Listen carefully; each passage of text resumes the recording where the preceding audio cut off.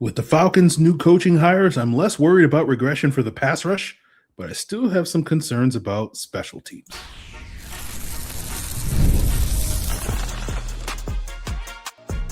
You are Locked On Falcons, your daily Atlanta Falcons podcast.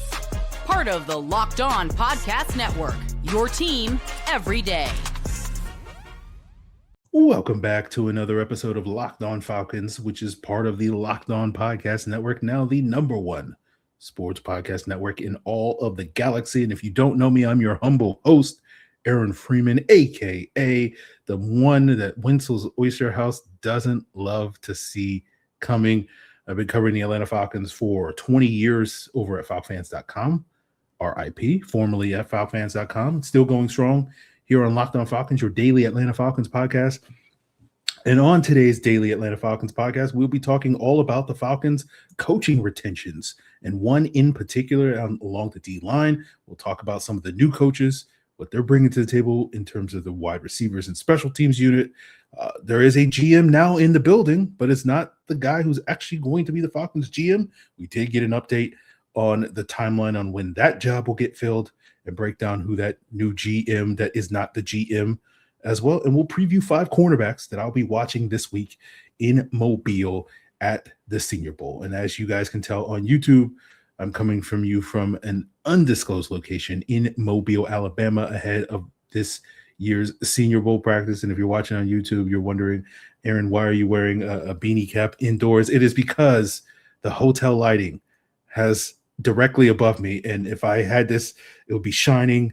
You guys would be like, Aaron, I'm so distracted by that beautiful bald head of yours. It's shining too much. So that's why that explains that. But, in today's news on Monday, we did not get a GM hire, but we did get several hirings and retentions along the Falcons coaching staff. Most notable among them is the Falcons retaining defensive line coach Nate Ollie.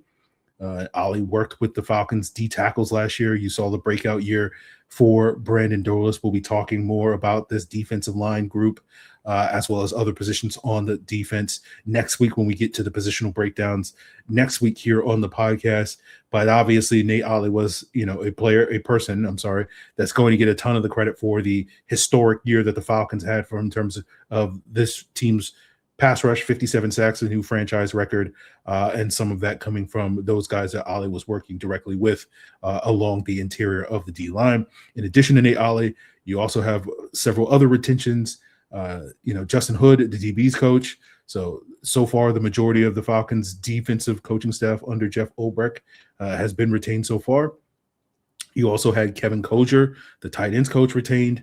We didn't talk about this last week when these were announced as well, but worth noting that Michael Petrie, the Falcons running backs coach, Nick Jones, their assistant offensive line coach, or one of 2 assistant offensive line coaches, and Dave Huxtable, their senior defensive assistant, were also retained on this Kevin Stefanski coaching staff. New additions to this Stefanski coaching staff include new special teams coach Craig Aukerman, wide receivers coach Robert Prince, and senior advisor to the coach, Bob Quinn. We'll talk about him a little bit later, but let's talk about Aukerman. He was last year Miami's special teams coach. That was a good unit. Unfortunately for Aukerman's record, prior to that, he was 6 years in Tennessee as a special teams coordinator under Mike Vrabel, and those units were routinely not so good, at least based off of FTN Fantasy's DVO rankings. The average ranking across those 6 years for the Aukerman-led special teams use was 23.5, and only one of those years did the special teams rank above 23rd, which was his first year in 2018, where I think they were 18th or 13th or something like that.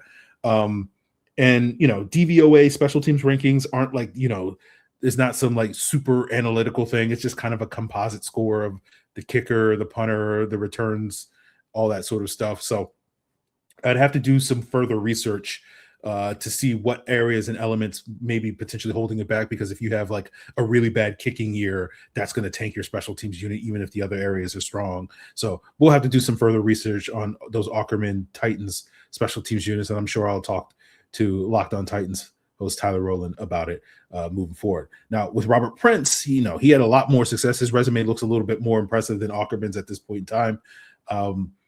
This is actually his second stint with the Falcons. He was an offensive assistant serving in a variety of roles back during the Jim Moore years from 04 to 06. He's coached wide receivers a bunch over the last 20 years at both the collegiate and NFL level. Notably in college, he was at Boise State for many years. He coached none other than Atlanta Falcons legend Geraldo Boldevine.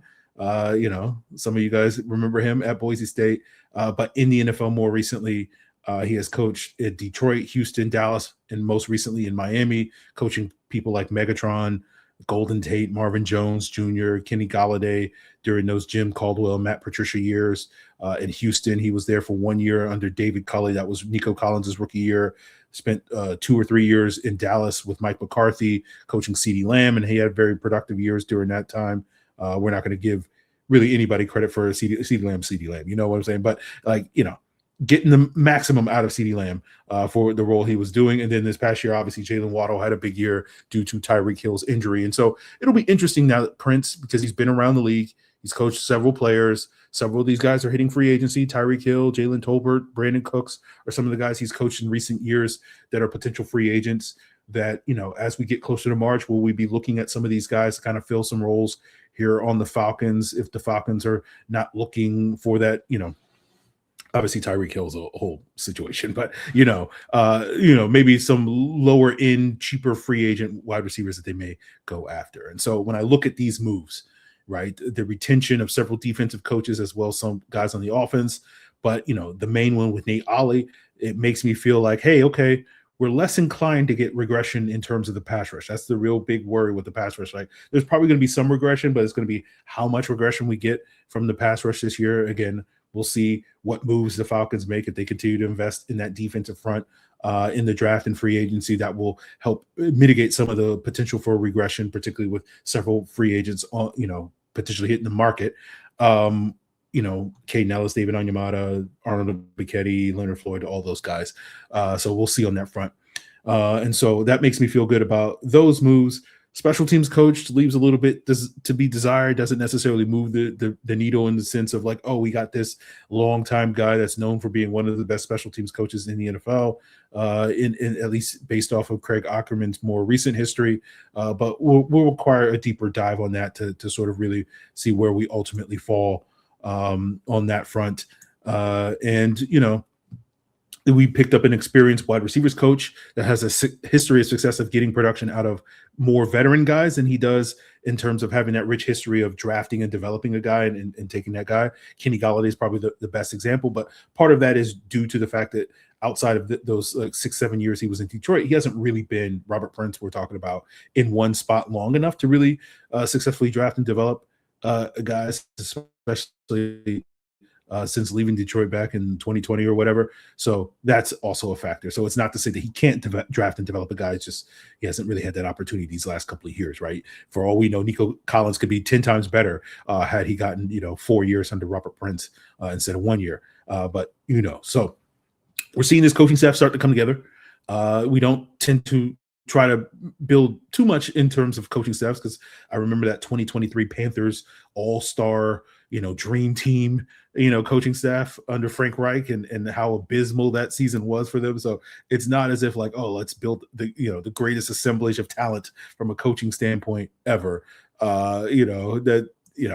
Just leaves a bitter taste in my mouth based off of that whole Carolina situation. But so far fine. Nothing with Stefanski's coaching staff outside of like Bill Callahan that makes you go like, oh, like he's building, but that doesn't mean that he's building a bad coaching staff is kind of the point I'm trying to make. So, we didn't talk about Bob Quinn. Let's talk about that because we're going to get more into the GM search timeline, right? We got an update that sounds like we're going to have to wait a little bit longer before the Falcons hire a new GM. And that leaves us having questions about what exactly is Bob Quinn going to do here? And so we'll get into that as we continue today's Locked On Falcons. With football season almost done, I know you're going to miss the crowd noise, the energy, cheering alongside other fans when you're in the stadium. It just hits different, but don't worry. You can still get your fix by heading back to your local NBA arena. If you're looking to score tickets fast, Game Time is your go-to app. They're going to take the hassle out and give the advantage back to where it belongs with the fans. Open the app, and within minutes, you can have your tickets for that upcoming Hawks game locked in I know you're locked on. Why not be locked in with Game Time? And what you see is what you get, because the price you see is the price you pay. You don't have to worry about hidden fees at checkout. Plus, you can preview your view from your seat before you buy, so there are no surprises. So take the guesswork out of buying NBA tickets with Game Time. Download the Game Time app, create an account, and use code Locked On for $20 off your first purchase. That's code LOCKEDON for $20 off. Download the Game Time app today, and remember, it's gametime.co, not .com. And it is the last call for football at FanDuel, with one final Sunday, one last kickoff, and a final chance to get in on the action before the NFL season officially comes to the close. This is Super Bowl 60. And FanDuel is going to make sure that you're right in the middle of the action with a special offer just in time for the biggest game of the year. Whether you're looking to back the favorite, which is the Seattle Seahawks, who are 4.5-point favorites over the New England Patriots, or you're riding with them pesky Pats as the underdog, or building one last same game parlay, or just waiting for those incredible prop bets, this is the game that you've been waiting for. It's where the predictions turn into play, stats turn into storylines, and every snap feels bigger. It's the perfect way to cap off the season and make the Super Bowl 60 even more exciting from kickoff to that final whistle. And if you're a new customer at FanDuel, all you got to do is bet just $5, and you'll get $200 in bonus bets if you win that first $5 bet. So make it count, because after the Super Bowl, the NFL season is over. Last call for football on FanDuel, an official sportsbook partner of Super Bowl 60. Visit FanDuel.com to get started.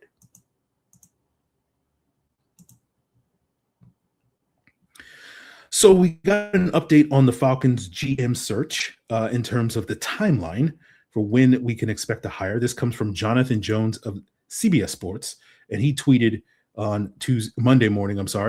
Sources expect the Atlanta Falcons to continue their general manager search process this week, potentially with in-person interviews in the coming days. The team has interviewed 6 candidates virtually so far. So this to me is notable because, we talked about this a little bit on the Falcons squad on Monday with myself, Jarvis Davis, Tanisha Batiste, Tori McElhaney. Go check it out on the Falcons Locked On Sports Atlanta, as well as Locked On Falcons audio and YouTube feeds.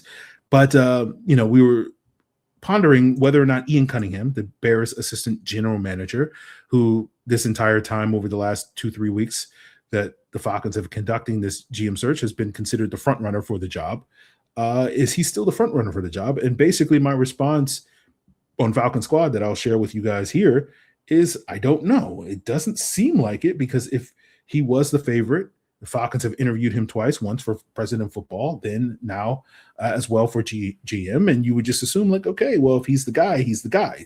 Make the move and hire him. But the fact that we're being thorough, suggests that he is no longer the favorite. He's no longer the runaway favorite. They're no longer the front runner. Now, that doesn't mean he won't get the job, but it does feel like the Falcons are going to be thorough. And so we'll see on that front. So it does feel like it's much more wide open today than it seemed a week ago or 2 weeks ago, when we were all just kind of like, okay, when are you going to hire Aaron Cunningham? Right. But, we'll see on that front. So obviously we'll have more updates as the week goes on, as I'm here down in Mobile, and hopefully we'll get some more clarity on that tomorrow, when Kevin Stefanski and presumably Matt Ryan and Arthur Blank and Greg Beatles and whoever else is going to be at the presser tomorrow to introduce Kevin Stefanski. We'll get some more clarity on how that process is going. But, we'll hopefully get some clarity on what Bob Quinn is supposed to be. Again, he's senior advisor to the coach. So he's basically like Kevin Stefanski's pet GM and not the Falcons GM. He's served this role the last couple of years in Cleveland with Kevin Stefanski, and it's like, what exactly is that role? Again, hopefully we'll get some clarity on that. But if you don't know who Bob Quinn is, he's the former Detroit Lions GM, serving in that role from 2016 to 2020. Right? He's kind of infamous because he came into Detroit with Jim Caldwell. They had some success. They went 9-7, I think, his first 2 years there. And then he fired Jim Caldwell because he wanted to bring in his own guy, and he brought in Matt Patricia. And as you guys probably recall, the Matt Patricia era in Detroit was a disaster, right? Caldwell won 9 games in each of his last 2 years, and it took Patricia 2 years combined in his first 2 years to win 9 games. Quinn and Patricia work together in New England. I've seen some folks online connecting the dots between, they bring in Bob Quinn. He's got that Patriots background. James Lipford, one of the 6 GM candidates, also has a Patriots background. They worked together for roughly like 5 years there in New England, overlapping their time. We'll see on that front.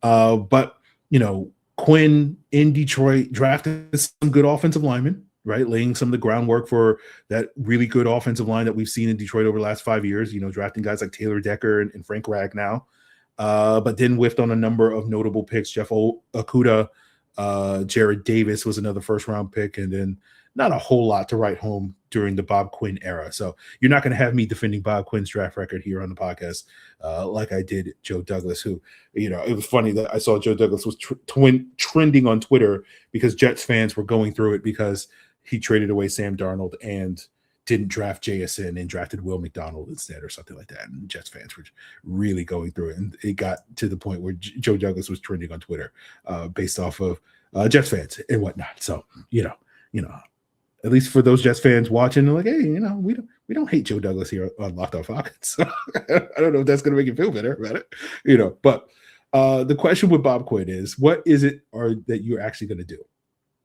And we've talked a lot, and probably will continue talking a lot on this podcast since the Kevin Stefanski hire about some of the issues that led to Stefanski's downfall related in terms of poor drafting, poor player acquisition. And you're sitting there wondering, like, hey, Bob Quinn, did you have anything to do with that? Was that all Andrew Berry and his company? And if that's the case, what is it that you do? So again, hopefully we'll get some clarity on that. But is Bob Quinn going to meddle? And speaking of meddling, let's talk about Rich McKay meddling, right? Again, you guys, some of you guys were pushing back on my conspiracy theory about Rich McKay and Josh Williams on yesterday's show. And I'm doubling down, baby. Okay. You guys aren't thinking, right? It's all part of the conspiracy. Why do you think there was a snowstorm, right? They control the weather, guys, right? Because of course, if Atlanta gets snowed in, they can't fly into Atlanta to do the in-person meetings. So that gives Josh Williams, because he has to go the farthest because he's out in San Francisco on the West Coast, right? So that gives him some insight. It gives him a leg up because everybody else is limited by the snow. You aren't thinking, right?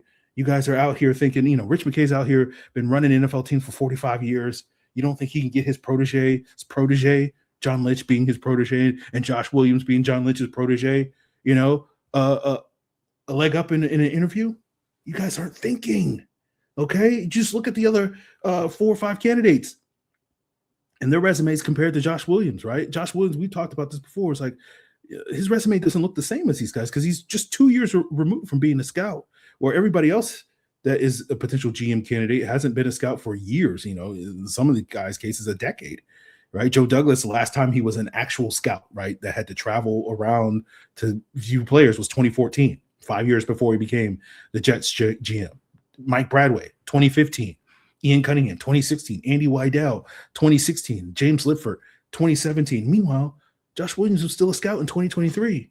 So either, okay, and you just got to think about it, guys, either Josh Williams is getting fast-tracked to being a GM because he's just that good, right? He doesn't have to do the typical thing that all these other guys did, which is like you become an assistant director of college scouting and a VP of player personnel, and then you become an assistant GM, and then you get to become a GM. Meanwhile, Josh Williams is becoming, some made-up role as director of football and scouting ops.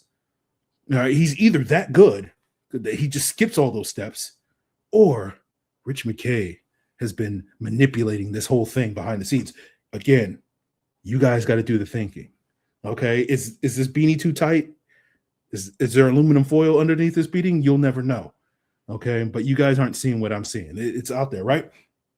Conspiracy is all around us, right? Look at Shedeur Sanders, right? Less than 10 days after Kevin Stefanski gets fired, Shedeur Sanders is a Pro Bowler. Okay. Right. The minute Kevin Stefanski leaves town, Shedeur Sanders instantly becomes a Pro Bowler. This is not a coincidence, ladies and gentlemen. You guys, I'm beyond you. You got to do your own research. Okay, I'm here for you. But speaking of doing your own research, I did some research on some of the quarterbacks that are headed to Senior Bowl this week in Mobile, and we'll talk about 5 guys, not the burgers, but 5 quarters that I'm going to have my eyes on as we continue today's Locked On Falcons. Hey, it's Matt Derry from the Locked On Lions podcast. The people I love depend on me. If I'm gone, the financial responsibilities don't disappear. I didn't want my family figuring things out during the hardest moment of their lives. That's why I knew only one place to go. I chose life insurance through my friends at Ethos. Ethos makes getting life insurance fast and easy, 100% online. You can get a quote in seconds, apply in minutes, and get same-day coverage. There's no medical exam. You just answer a few simple health questions. You can get up to $3 million in coverage. Some policies are as low as $30 a month. I love the folks at Ethos. Protect your family with life insurance from Ethos now by going to ethos.com/LockedOnNFL.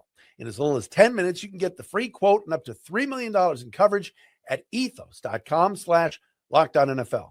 That is ethos.com/LockedOnNFL.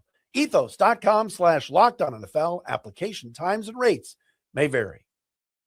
And the big game is almost here, and there's no better way to stay locked in into every moment than with Prize Picks, the daily fantasy app where it feels good to be right. With football season in its final stretch, now's the perfect time to close it out strong, build simple lineups around player stat projections. No drafts, no waiting, just football action all the way through the big game. Prize Picks is incredibly easy to get started on. You just pick 2 or more players and choose more or less on their stat projections, and it's just you versus the stats. You don't have to worry about what other people are playing. It's a great way to keep that fantasy football vibe going long after those season-long leagues have finished. So download the Prize Picks app today. Use code LOCKEDONNFL, and you'll get $50 in lineups after you play your first $5 lineup. That's code LOCKEDONNFL for $50 in lineups after your first $5 play. Prize Picks, it is good to be right. So wrapping up today's Locked On Falcons, let's talk Senior Bowl. Yesterday we broke down 7 wide receivers that I had my eyes on going into the Senior Bowl. Of course, 3 of those guys pulled out. Cowards, all of them. And we'll talk about 5 guys that I'm fairly confident will practice this week. At least they'll show up on Tuesday. We'll see if they last the rest of the week. Shout out to you, DeJuan Jones. Oh boy. That's some of you guys don't know that reference, but I'm not going to explain it on today's episode. But these breakdowns is mostly vibes. I just want to make that clear. Like, I don't want anybody to be like, Aaron said this on the podcast, and then 2 weeks later this thing got, it's vibes. I'm watching like a game, maybe 2 for some of these guys, just to have an idea going into the week what I want to see from these guys. As I mentioned on yesterday's episode, the Senior Bowl is a great evaluation tool, but you got to have to know what you're looking for, because too often people like double count stuff, right? Where like a fast guy looks fast on the practice field. It's like, okay, yeah, I'm glad he looks fast because we all knew he was fast, but like, you don't, oh, this guy's incredibly fast. Like you can measure what his speed looks like against, competition that he may not have faced in college, but like, you don't want to double count stuff. It's the same thing that applies to the combine later this offseason. But I watched 5 cornerbacks. 4 of these guys were among PFF's highest graded man coverage grades this past season amongst the Senior Bowl guys. The 5th one was Daylen Everette of Georgia, who was actually the lowest graded man coverage grade in PFF, at least among the guys in Mobile, or at least the guys in the initial wave of Mobile. I don't know about the replacements for all the various cowards that bowed out, at the cornerback position. And I don't think it's a surprise that 4 out of these 5 guys are kind of the top consensus guys entering the week in terms of draft projection, because NFL teams just value man coverage. That's the premium skill set. But the 5 we're going to talk about are Colton Hood of Tennessee, Chris Johnson of San Diego State, Chandler Rivers of Duke, Daylen Everette of Georgia, and Davison Igbinosun of Ohio State. Now, Hood is the top guy. I saw Daniel Jeremiah just put him at number 12 in his mock draft to the Dallas Cowboys, right ahead of, I don't even know who picks 13. Anyway, but Hood transferred from Colorado, so he was a backup to Travis Hunter last year, to Tennessee. He was originally at Auburn. And when we talk vibes, again, don't hold me to this comp and say, oh, he said he was this guy and he's not that guy. It's just vibes. It's just the initial impression. The vibes I got from watching Colton Hood, I kind of got some Sauce Gardner vibes, right? Just how he played, being that press man guy, being just slightly allergic to run support, And my thing with run support, I should let you guys know, to me, it's a balance where it's just like the better you are in coverage, the less I care about run support. And I always value run support in corners. I just like corners that are, willing to stick their nose into the fan and whatnot, as opposed to guys that just kind of shy away from contact. And Hood kind of shies away from contact, but I think he's a good enough cover guy that I'm willing to forgive him for that. He doesn't have Sauce's size. He measured in on Monday at 6 foot, just under 6 foot, 180 pounds. Sauce Gardner is 6'3", 190 pounds. And because Sauce has that added length and height, Sauce can kind of get away with some bad habits. I'm not sure Hood will be able to get away with those same bad habits just because he's not as gifted physically at the next level. But, he looks like a really good press man sort of corner based off what I've seen so far, based off the vibes. And I'll be curious to see if there's more to his game than that during this Senior Bowl week. Now, with Chris Johnson out of San Diego State, he's the highest graded guy here based off of the PFF grades, right? He had elite zone coverage grades and very good man coverage grades. The vibes I got from Chris Johnson, kind of AJ Terrell-ish, right? Similar build, similar play style as AJ. He can play press, but he's not really a guy that's going to jam you. He's more of a mirror guy. He's physical against the run in contrast to Colton Hood. To me, because he played at San Diego State, I want to kind of see that jump in competition. Could he be kind of this year's Quinyon Mitchell from a couple of years ago, going from Toledo and showing out another guy that really checked the box that you didn't know because he was an off corner at Toledo and then really dominated as a press man corner during the Senior Bowl week. And then you also want to see the jump in competition, right? With Chris Johnson, right? No offense to the Mountain West and no offense to the Nick Nashes and the Torrey Hortons of the world, but it's not exactly a wide receiver factory. And so how does he fare against some of these better wideouts, the non-cowards that are actually going to be here in Mobile? With Chandler Rivers, I like him a lot, but he's a shrimp, right? 5'9", 185 pounds. The vibes I kind of got were similar to other shrimp cornerbacks that the Falcons have had. And yes, I'm using that term pejoratively, but with some affection. DeMonte Casey, Billy Bowman, Clark Phillips, kind of reminiscent in that sort of ilk of guys. All three of those guys were day 3 picks. I wouldn't be shocked if Rivers winds up going on day 3 as well, because NFL teams don't really value shrimps. But my initial vibes, again, just the vibes initially, I think he's better than all 3 of those guys. So it wouldn't shock me if he wound up going in round 3. He could be maybe this year's Jacob Parrish in terms of that sort of premium nickel cornerback. Versatile player in Chandler Rivers, played inside, outside, even dabbled at safety in the game I saw. Rarely out of position, smart ball skills. PFF's second highest grade corner in 2024. Did not quite live up to that this year. Lacks the physical tools that NFL teams typically covet in terms of a matchup guy.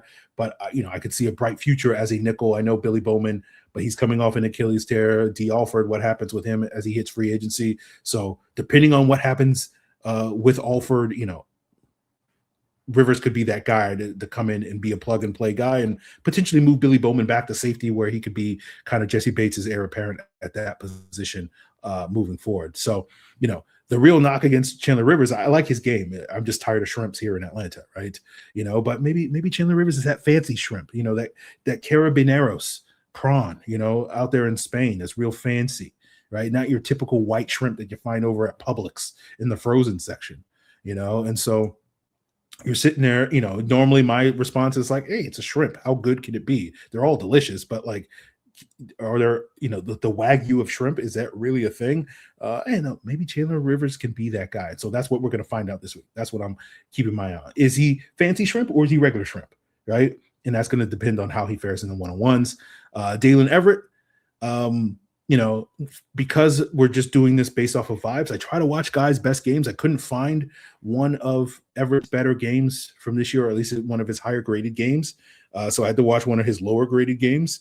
But he still played well in that game, and I think because I've seen Everett a number of times over the years, watching Georgia, whenever I tune into Georgia, 3 times a year, I kind of have a general impression of him. Solid cornerback. The vibes are kind of like solid all around corner.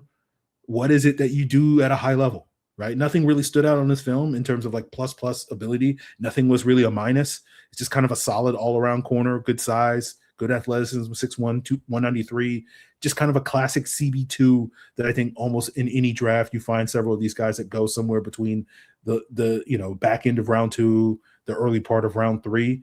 And so to me, kind of this week for Daylen Everette is like, kind of show me what you got. What is that plus trait? Is there going to be something that really stands out? And I'm like, oh, okay, maybe I was underrating this by thinking that you were just okay at this going into the week. So that will be what I'll have my eye on. And the last one is Davison Igbinosun out of Ohio State.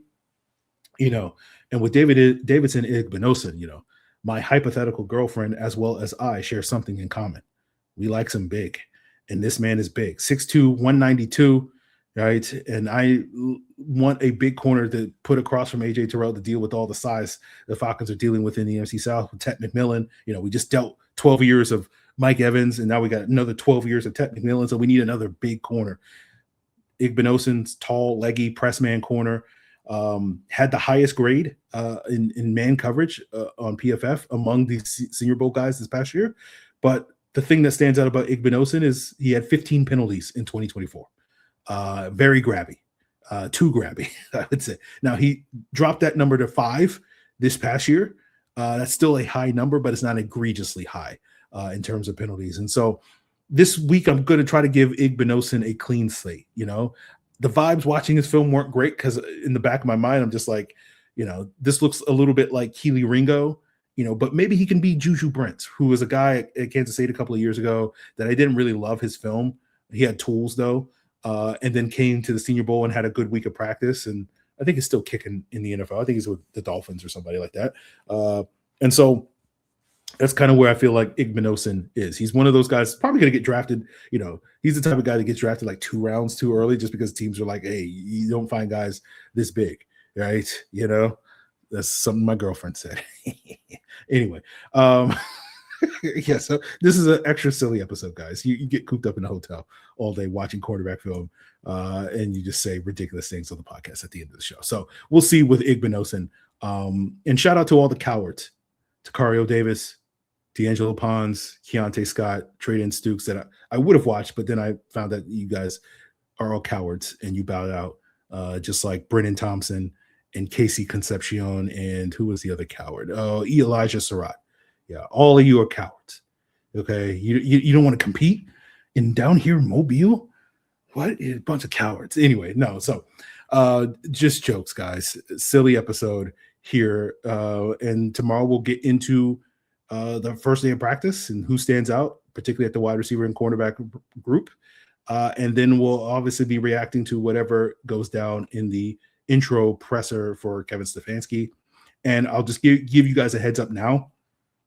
This entire week, because practices are going to be ending at like 6 p.m. Central, which is 7 p.m. Eastern. The episodes on YouTube are going to go up probably later than normal, 9, 10 p.m. Eastern time. So I'll do my best to get them up as soon as possible after practice. But because of the late practices this year, you're just saying, you'd be burning the midnight oil, potentially. So just want to give you guys a heads up. For the audio listeners, don't have to worry about it. It's still going to be up at the same time. But just want to give you guys a heads up. So that's going to do it for us here on today's ridiculous episode of Locked On Falcons. How do I end a ridiculous episode like this? Continue to, be less ridiculous by checking out Locked On NFL. Become an everydayer of this podcast and join the Everydayer Club. I didn't plug the Everydayer Club. At lockedonfalcons.supercast.com, $5 a month, $50 a year. You can join the Everydayer Club, get an ad-free version of Locked On Falcons, join a Locked On Podcast Network Discord server, as well as get some sweet Locked On merch. So go check it out at the link in the description below. That's going to do it for us, guys. It's all part of the Locked On Podcast Network, your team every day.